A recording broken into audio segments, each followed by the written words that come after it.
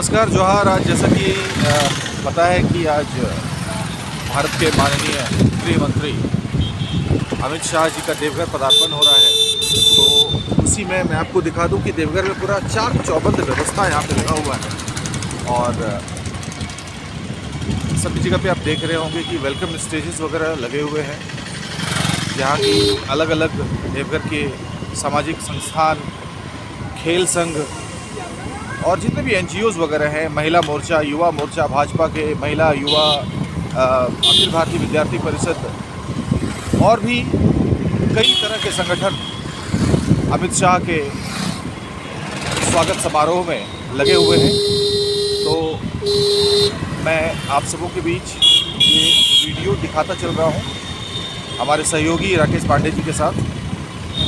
अमित शाह जी का देवघर पदार्पण होगा और उसके बाद 12 बजे, जैसा कि शेड्यूल में दिया गया था कि 12 बजे वो बाबा बैद्यनाथ ज्योतिर्लिंग का पूजा करेंगे और फिर 1 बजे इफ्को के नैनो प्लांट का उद्घाटन होना है। वहाँ पे जो भूमि पूजन होनी है, वहाँ पे नींव रखा जाएगा फैक्ट्री का, और उसके बाद आम सभा को वहीं से वो संबोधित भी करेंगे। फिलहाल बने रहें हमारे चैनल के साथ, झारखंड लाइव के साथ। यहाँ भारतीय युवा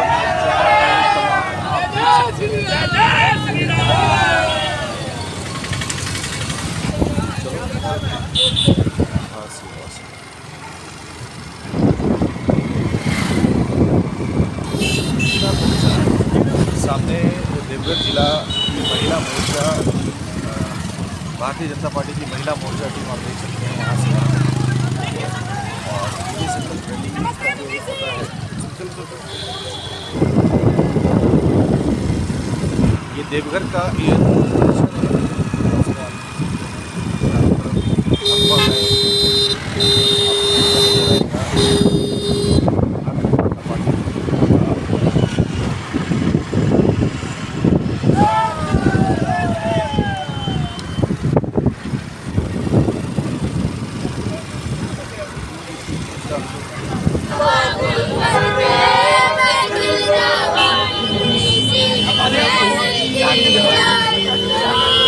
अमित शाह जी आज देवघर आए हैं, इस विषय में आप बताइए क्या कहना चाहेंगे। देखिए, अमित शाह का देवघर की धरती पे आना एक बहुत देवघर के लिए सौभाग्य की बात है।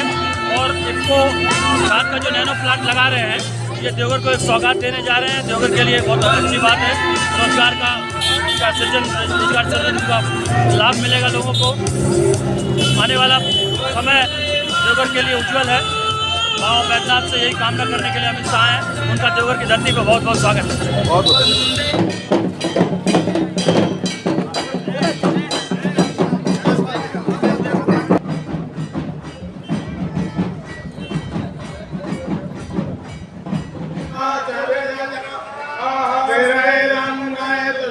खेत में जैविक खादें डालो।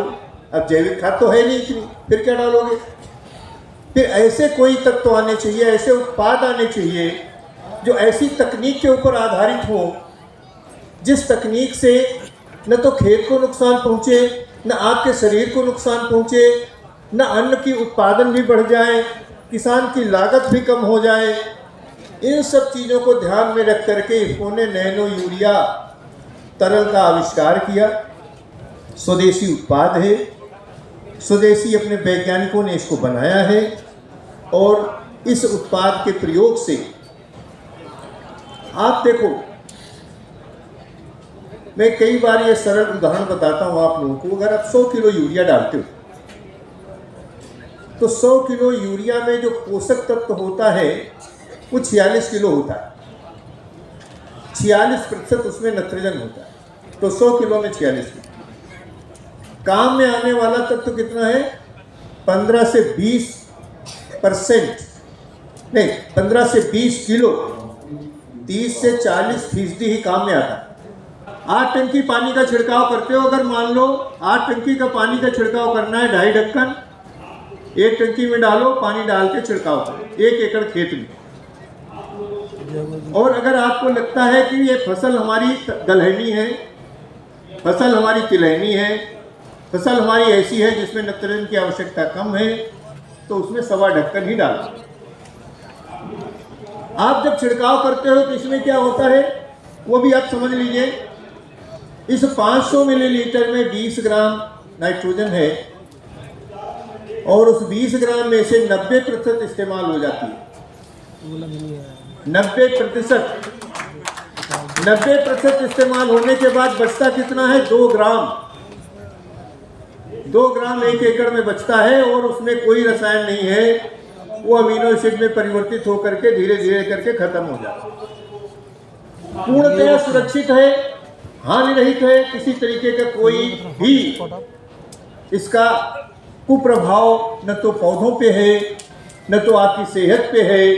और सबसे बड़ी बात क्या होगी, इसके इस्तेमाल से 7 से 8% उत्पादन बढ़ता है।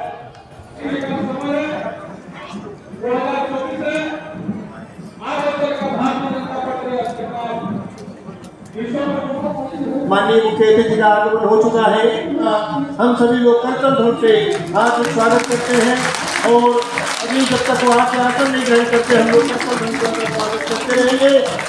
उनके साथ में है माननीय सांसद डॉक्टर निशिकांत दुबे साहब, जिनकी लोकप्रियता, जिनकी कर्तव्य परायणता और इस क्षेत्र के प्रति समर्पण से मैं ये कह सकता हूँ कि देश के वो नंबर 1 के सांसद हैं जो अपने क्षेत्र के लिए इतना कुछ कर लेते हैं।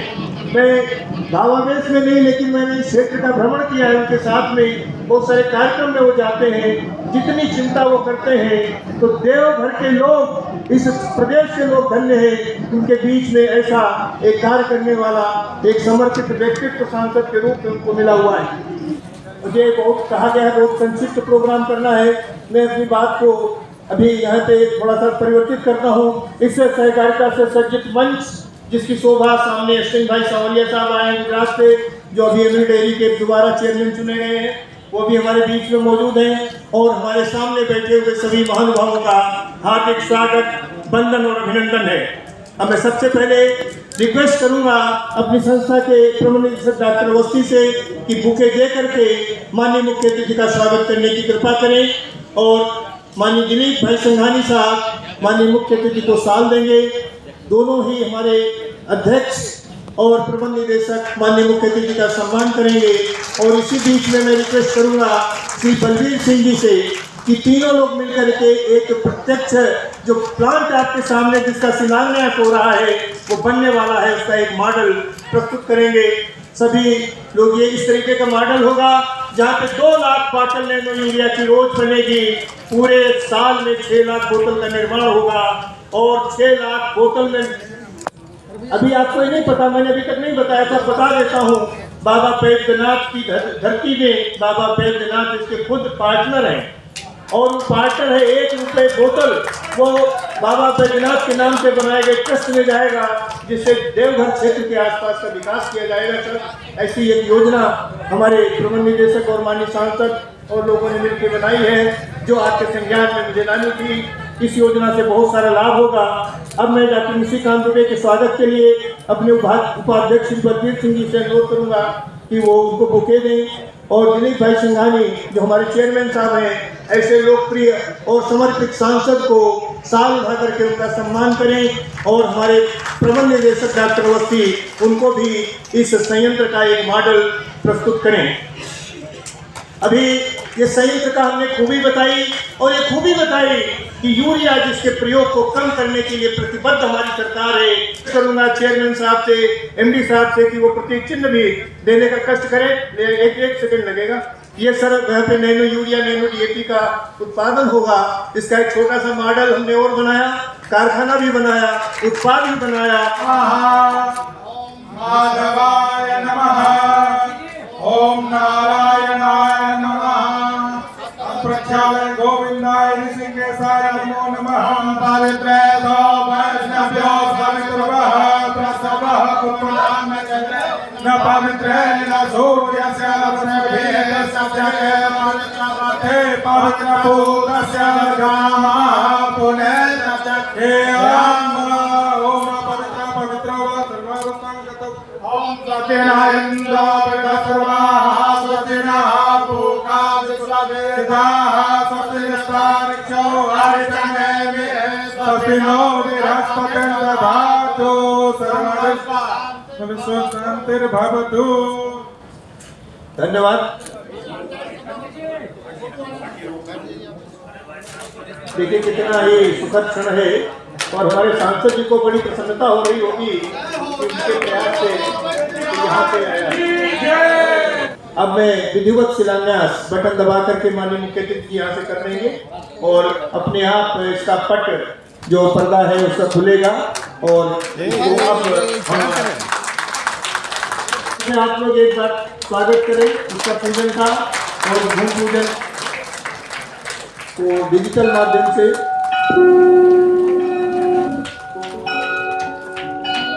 एक तरल यूरिया जो है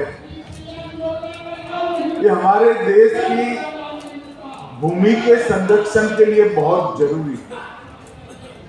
मोदी जी ने जब से प्रधानमंत्री बने तब से भूमि संरक्षण को अपना प्रमुख मुद्दा बनाया है। मैं आज के कार्यक्रम के माध्यम से किसान भाइयों को इतना ही कहना चाहता हूं, ये 500 ग्राम की एक बोतल पूरी थैली यूरिया का विकल्प। कई जगह पे किसान भाई यूरिया भी डालते हैं और तरल यूरिया का छिड़काव भी करते हैं। ऐसा करने से आपका क्रॉप का भी नुकसान करोगे और भूमि का भी नुकसान करोगे। जब तरल यूरिया का छिड़काव करते हो, इफ्को का गारंटी है आपका उत्पादन कम नहीं होगा, बढ़ेगा। जब किसान भाई तरल यूरिया का उत्पादन उपयोग करते हैं, बाद में यूरिया खाद जो घन खाद होता है उसको डालने की जरूरत नहीं है।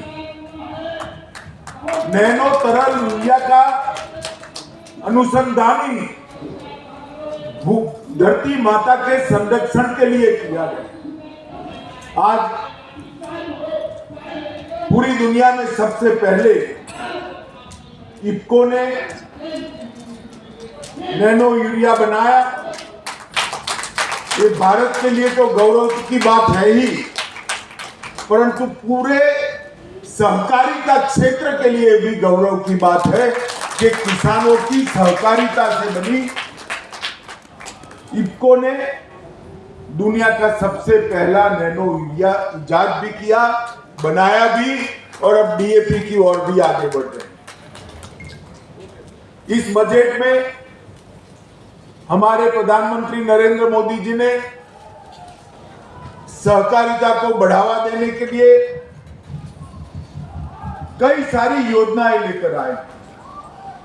उत्पादन के क्षेत्र में सहकारिता पर 26% इनकम टैक्स लगता था, उसको कम कर अब 15% पर ले आने का काम नरेंद्र मोदी जी।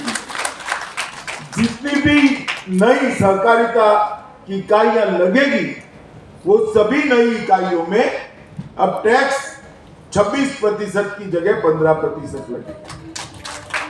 इसके साथ साथ सहकारिता मंत्रालय बनने के बाद हमने पूरे भारत के सहकारिता के डेटा बैंक को बनाने का काम किया है। अब ये चिन्हित हो गया है कि कौन सी पंचायत के अंदर पैक्स नहीं है, कौन सी पंचायत के अंदर डेयरी नहीं है, कौन सी पंचायत जहां संभावना होने के बावजूद मछुआरा कोऑपरेटिव सोसाइटी नहीं है। ये सारी पंचायतों को हमने एक प्रोग्राम बनाया है इस बजट के अंदर। इसके लिए बहुत बड़ी राशि भी उपलब्ध कराई गई है, जिससे इस देश में 5 साल में 2 लाख मल्टी डायमेंशनल पैक्स का रजिस्ट्रेशन होगा, जो अपने आप में कृषि धिराण का भी काम करेगी, दुग्ध की सहकारिता भी चलाएगी और मछली पालन की सहकारिता भी चलाएगी। तो 5 साल के बाद इस देश में कोई पंचायत ऐसी नहीं होगी जहां पर प्राथमिक एग्रीकल्चर सोसाइटी नहीं होगी, पैक्स नहीं। ये बहुत बड़ा निर्णय है और इसके साथ साथ हमारे देश के अनुकूल न हो ऐसी भंडारण प्रक्रिया सालों से चली। बड़े बड़े गोडाउन बना दिए, राज्य में 1 या 2 जगह पे गोडाउन है। किसान की उपज चाहे गेहूं हो या धान हो वो गोडाउन में जाती है, गरीब को देना होता है, तब गोडाउन से वापस गांव तक जाती है। आने में और जाने में जो खर्चा होता है वो गरीब को जितना फायदा सरकार देती है इसका 50% ट्रांसपोर्टेशन निकला। अब हमने तय किया है कि भंडारण को तहसील क्षेत्र से ऊपर नहीं करेंगे और सहकारिता के माध्यम से ही हर तहसील में 2000 टन से 5000 टन के भंडारण की क्षमता वाले आधुनिक से आधुनिक गोदाम बनाएंगे। तो किसान का उत्पाद तहसील सेंटर पर स्टोर होगा और तहसील सेंटर से ही मध्याह्न भोजन के लिए गरीबों को मुफ्त अनाज देने के लिए वो तहसील में ही चला जाएगा, जिससे लगभग 80% ट्रांसपोर्टेशन समाप्त है। और मुझे कहते हुए गर्व है जो बजट में हमने घोषणा की है, मोदी जी जो योजना लेकर आए हैं वो विश्व की सबसे बड़ी कोऑपरेटिव अन्न भंडारण योजना होगी। विश्व के किसी भी देश इतनी बड़ी क्षमता वाला अन्न भंडारण नहीं होगा और इससे हमारे पैक्स जो है उनकी भी इनकम बढ़ेगी, वो बहुआयामी होंगे, वायबल होंगे, पैक्स बंद होने की कगार नहीं आए। अभी हमने एक और निर्णय किया है, पैक्स को कम्युनिटी सेंटर के नाते कल से मान्यता दे दी गई। भारत सरकार और राज्य सरकार की 300 सेवाएं पैक्स पर से उपलब्ध है।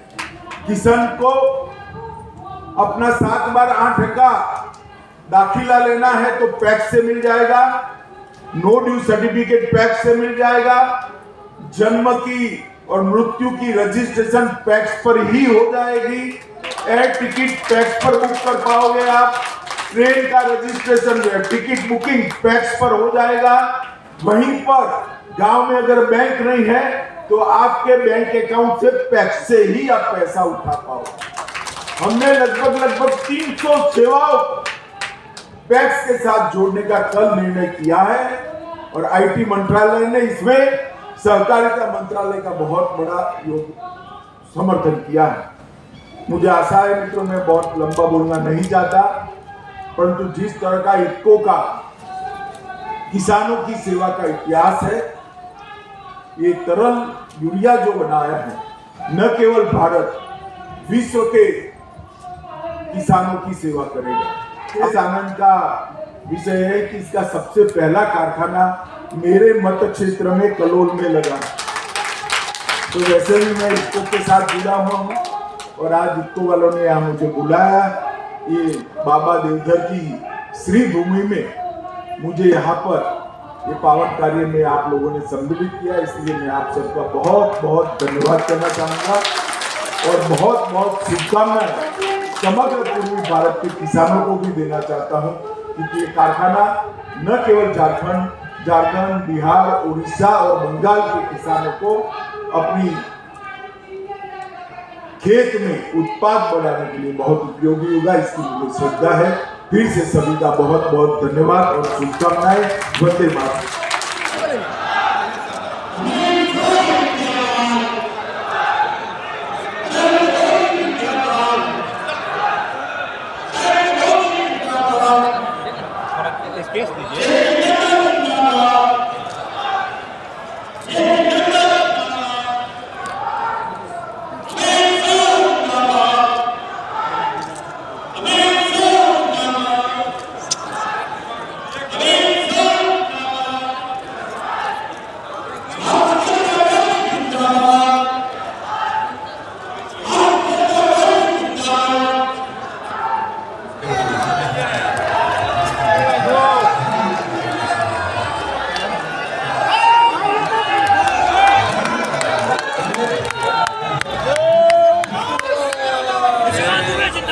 के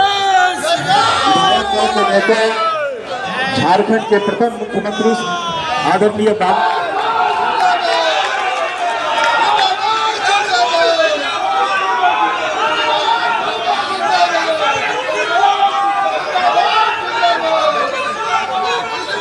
झारखंड की धरती जहां मां गंगा प्रवाहित होती है, साहबगंज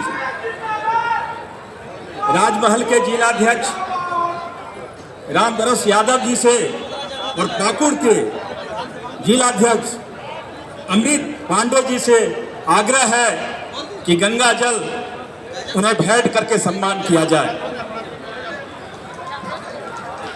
अमित शाह जिंदाबाद जिंदाबाद जिंदाबाद अमित शाह जिंदाबाद जिंदाबाद जिंदाबाद भारत माता की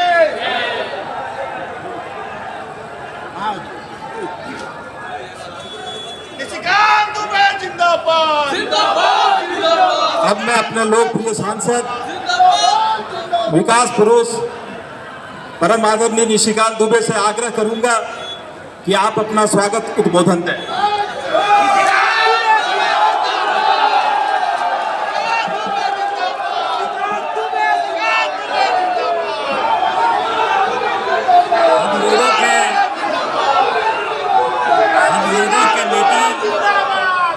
जिन्होंने भारतीय जनता पार्टी को विश्व की सबसे बड़ी पार्टी बनाया, जिन्होंने जम्मू कश्मीर में, क्योंकि ये भूमि श्यामा प्रसाद मुखर्जी साहब का भी है, यहीं से वो कश्मीर के आंदोलन में गए थे। श्यामा प्रसाद मुखर्जी जी की भूमि में जो 370 का आगाज हुआ था, उस 370 को उन्होंने ख़त्म किया, 35A को ख़त्म किया, राम मंदिर बनाया, नक्सलवाद ख़त्म करवाया, आतंकवाद ख़त्म करवाया। वैसे इस देश के यशस्वी गृह मंत्री अमित शाह जी, मंचासीन यहाँ के प्रदेश अध्यक्ष दीपक प्रकाश जी, विधायक दल के नेता बाबूलाल मरांडी जी, उपाध्यक्ष रघुवर दास जी, सम्मानित मंच, मैं आज कुछ नहीं बोलना चाहता। आप मुझे लगातार सुनते रहते हैं।